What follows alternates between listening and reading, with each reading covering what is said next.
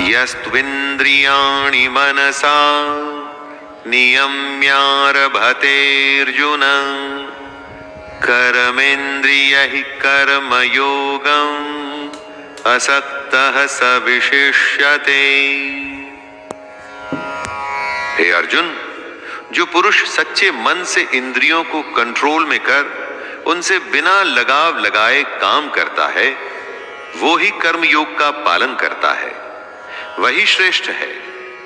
कृष्ण एक तरह से चेतावनी दे रहे हैं कि इंद्रियों को वश में तो करना ही है, परंतु साथ ही साथ मन का उन इंद्रियों से किसी भी विषय से लगाव नहीं होना चाहिए, उसे ही कर्म योग माना जाएगा। जब इंद्रियां वश में होती हैं तो आप कुछ भी करने में संभव होते हैं। किसी भी तरह की कोई बाधा, डिस्टरबेंस आपको आपके काम से रोक नहीं सकती। और अगर आप इंद्रियों के वश में हैं तो चाहे वो स्वादिष्ट खाने की महक ही क्यों ना हो, कोई रूपसी नारी ही क्यों ना हो, आसपास का शोर ही क्यों ना हो, छोटी या बड़ी हर बाधा आपको आपका काम करने से रोकेगी।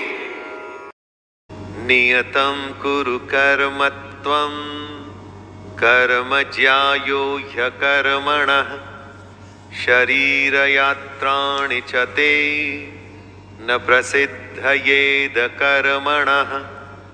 हे अर्जुन, तू केवल कर्तव्य निभा, क्योंकि कर्म न करने के मुकाबले कर्म करना बेहतर है, तथा कर्म न करने से तेरा जिंदा रहना भी तो पॉसिबल नहीं।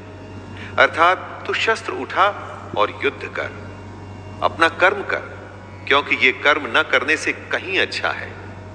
कहने का अर्थ है कि कर्म तो बहुत सारे हैं, लेकिन उसमें से एक चुना हुआ है। उस चुने हुए को ही निर्धारित कर्म कहते हैं। अपनी मर्जी से अगर आप कर्म चुन लेंगे तो उसे निर्धारित नहीं माना जाएगा। आपको अपना कर्तव्य समझकर अपना कर्म चुनना होगा, अथवा जो कर्म आपको मिला है उसे अपना कर्तव्य समझकर निभाना होगा।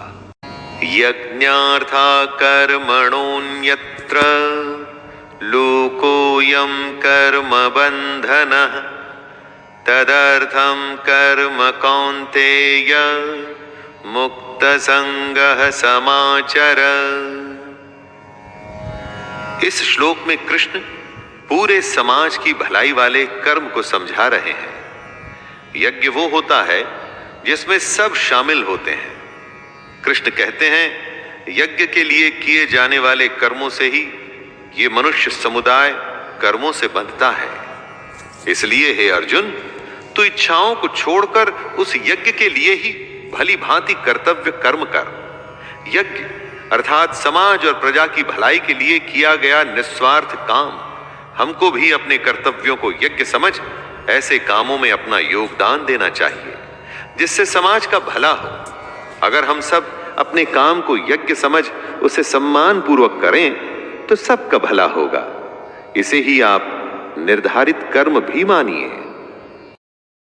सह यज्ञः प्रजाः सृष्टा पुरोवाच प्रजापतिः अनेन प्रसविष्यध्वमेष वोस्त्विष्ट कामधुक्।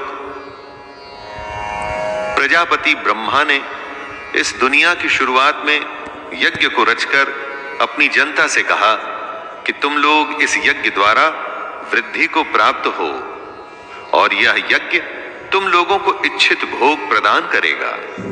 घरों में जो यज्ञ किए जाते हैं उन्हें एक धार्मिक कर्म कांड न समझकर उसकी इंपॉर्टेंस समझनी चाहिए। यज्ञ हमारे संस्कारों का एक संगठित रूप है। संस्कार मतलब काम करने का सबसे उत्तम तरीका। यज्ञ से हम हर विधि को, संस्कार को एकदम उचित तरीके से पूरा कर अपने कर्म को शुरू करते हैं। यज्ञ एक तरीके से हमें रास्ता दिखाता है। अगर आगे भी संस्कारों का पालन होगा तो ध्येय अर्थात गोल, हमारा एम जरूर पूरा होगा। देवान् भावयतानेन ते देवा भावयन्तु वः परस्परं भावयन्तः श्रेयः परमवाप्नुयुः। स्याथ। ब्रह्मा कहते हैं कि यज्ञ से सब लोगों को, देवताओं को खुश करना चाहिए और फिर वो देवता खुश होके हम सबकी भलाई करेंगे। इस प्रकार निस्वार्थ भाव से एक दूसरे को उन्नत करते हुए तुम लोग परम कल्याण को प्राप्त हो जाओगे। यज्ञ तरीका है देवताओं को खुश करने का और उसके बदले में देवता आपको खुश रखते हैं, आपकी उन्नति करते हैं। इसलिए काम शुरू करने से पहले, कुछ भी शुभ करने से पहले ईश्वर का नाम लेने का विधान है।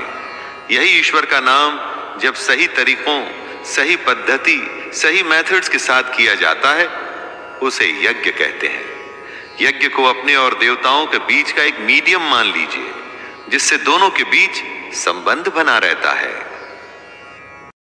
इष्टान भोगान हि वो देवा दास्यन्ते यज्ञ भाविताः तैर्दत्तान् प्रदायैभ्यो यो भुङ्क्तेस्तेन एव सः।